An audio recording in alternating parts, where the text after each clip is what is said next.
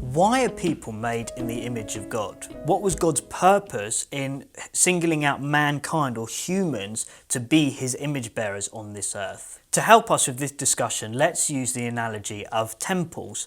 For as long as we can remember, humans have had this inbuilt desire to worship things and to build temples.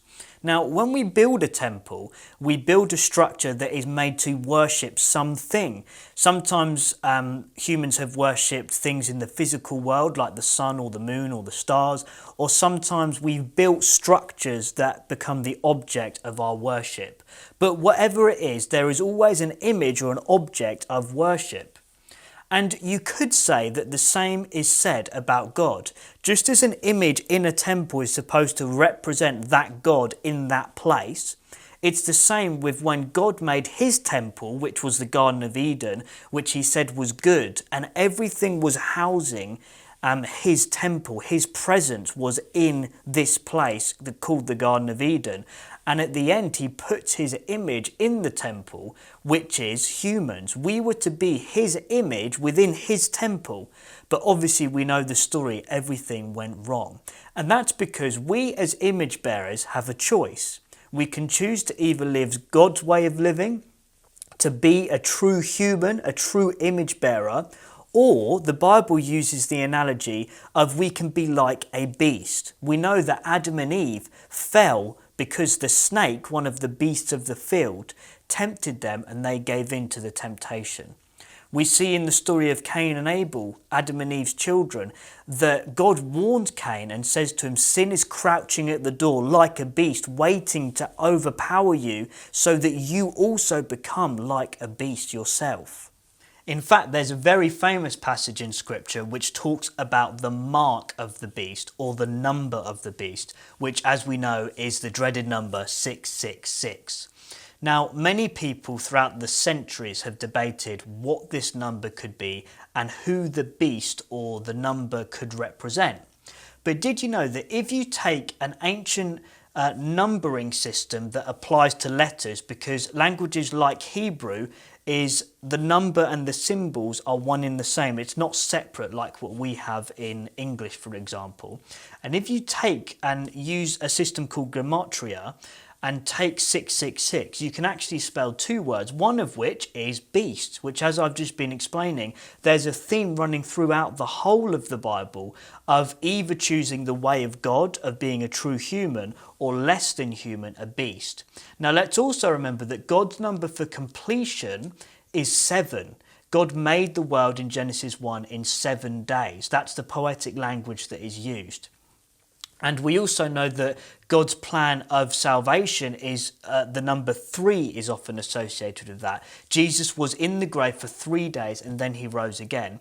And so 666 is falling short of 777, God's full completeness that symbolises his redemption. So 666 is like a fake version of God's full plan.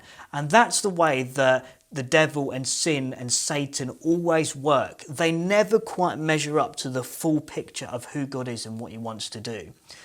Another way that we can use 666 is it can actually spell Kaiser Nero in Hebrew as well, who was the Roman emperor persecuting Christians and the churches that John was actually writing to in the letter of Revelation. So what can this actually tell us today? What can we learn from this? Well, this passage is all about Christians not bowing down and worshipping anything that is not God himself. Remember, we are called to be the image bearers within God's temple, within God's presence that represent him to the world. And so we have a choice whether to take on the way of the beast and to worship something that is not truly God, or to worship the true creator God and to live as his image bearer on this earth. It also shows us that when the empires of this world refuse to live God's way and to live by his standards for society, whole nations and whole empires can become like beasts themselves.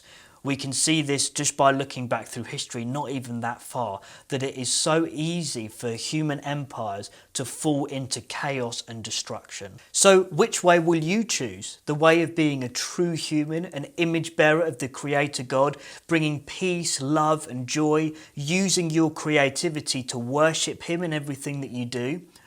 Or being less than human, the way of the beast, which leads to death, destruction, and ultimately sadness and sorrow? Every single one of us has this choice, and we need to use all of the little choices that we have throughout the day, because they all add up to whether we live as a true image bearer or whether we go down the wrong path. And it's not a case of, yes, I'm going to live this way for the rest of my life. Of course, we have to make big decisions like that, but it's much more about an every single day, moment by moment choice that each one of us makes to live as a true human, who we were truly created to be as we were made in God's image, rather than anything less than that.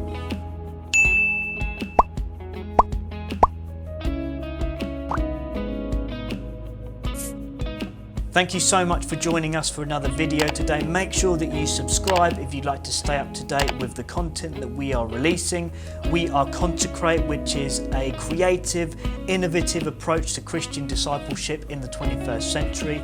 We would love for you to join the journey, and if you have any questions at all, make sure you leave us a comment and we'd love to hear from you. See you soon. Bye.